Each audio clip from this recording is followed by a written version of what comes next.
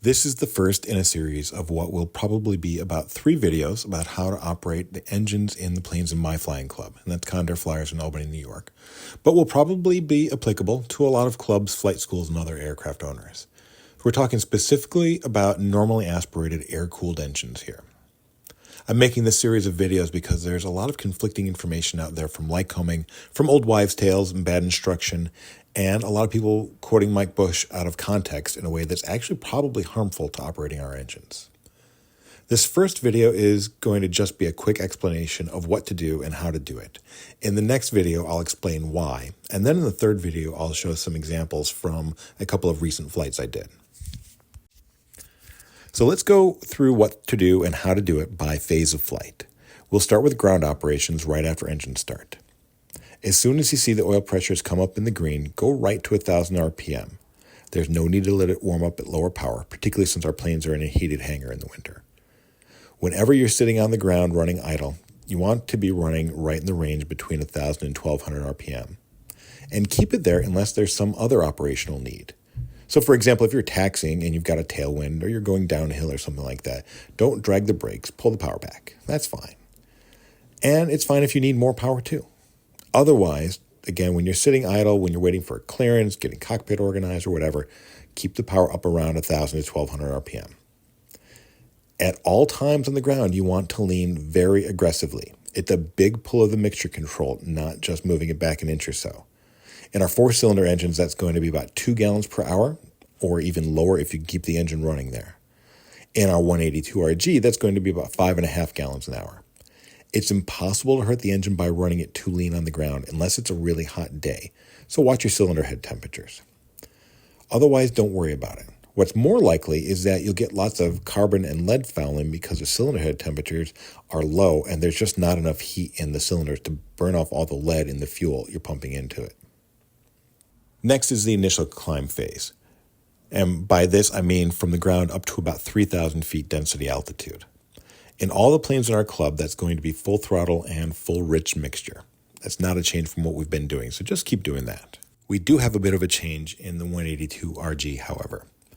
You want to keep it at full throttle and full mixture and keep the power up. Do not reduce to 22 inches in climb. The engine in our plane is not time limited to 100% power, and in fact, we get better cooling when we have wide open throttle. The reason is that the carburetor has a high-powered jet that adds extra fuel for cooling. When we're at wide open throttle, if you pull the power back even a quarter inch, you're not going to get that extra cooling fuel and it's going to start getting warm.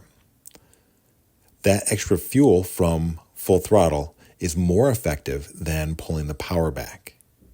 Monitor your cylinder head temperatures and control them with airspeed. Unless it's really hot, I find that about 100 to 110 knots generally works well and results in climb weight still well over 1,000 feet per minute.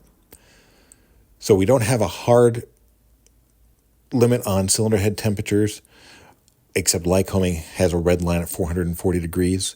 So we want to shoot to keep it down below that with some safety margin, about 380 to 400 degrees in climb. Next, we're talking about climb above 3,000 feet density altitude.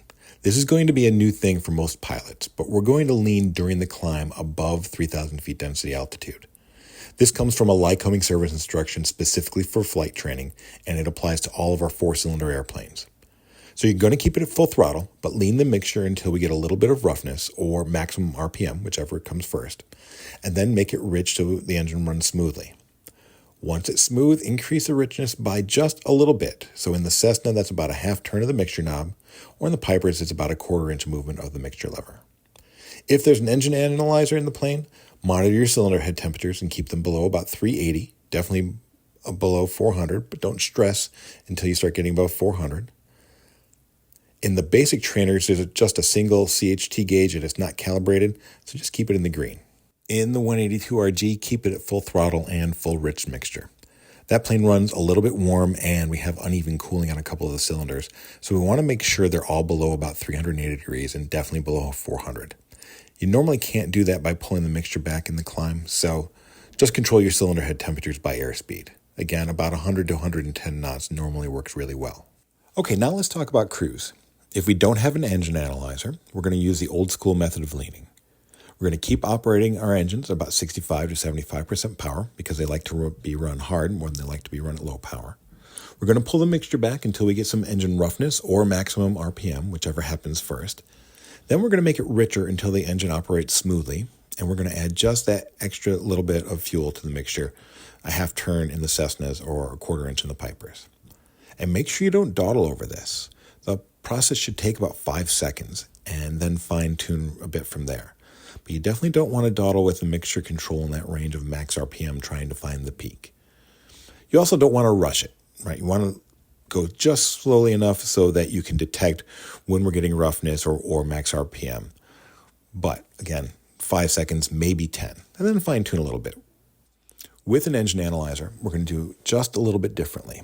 We're still going to operate at 65 to 75% power, but we're going to lean to a fuel flow rather than leaning to an EGT.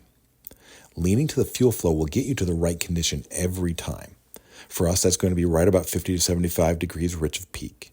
You're going to monitor your CHTs as your primary backup. If the CHTs are getting too hot, so that's above about 380 degrees, you need to run a little bit richer.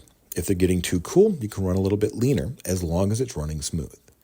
Use your EGTs as another backup.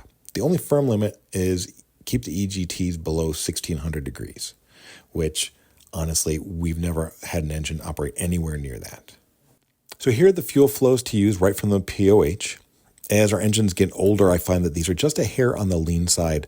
Our engines seem to be a little happier when we add about 0.3 to 0.5 gallons per hour to them. Maneuvering flight is a little bit different. Here I'm talking about things like practicing maneuvers for private pilot training where you're at a low power setting, or maybe instrument flight training, you're flying approaches at a low power setting, things like that. So usually we're under about 55% power in this regime.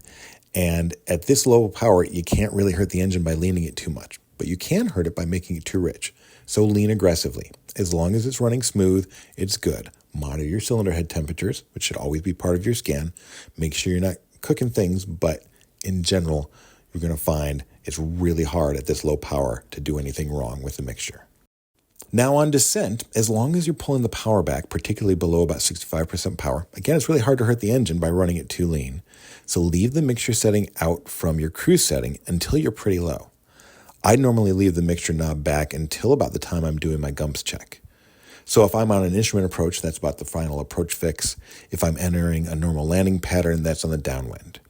If your cruise altitude was pretty high, probably above maybe 7,000 feet, you might notice the engine starts to run a little bit rough as you get lower and lower, so you might need to make it a little richer before you get down to your pattern altitude, but not that rich. And you probably won't notice that above about 2,000 feet or so. Now, after landing, of course, you're back in your ground operations regime. So when you do your after landing checklist, such as when you clear the runway, pull that mixture back as far as you can and keep the engine running. Okay, that's it for this video, so stay tuned for the next one where I explain why we're doing all this and how it applies to our engine.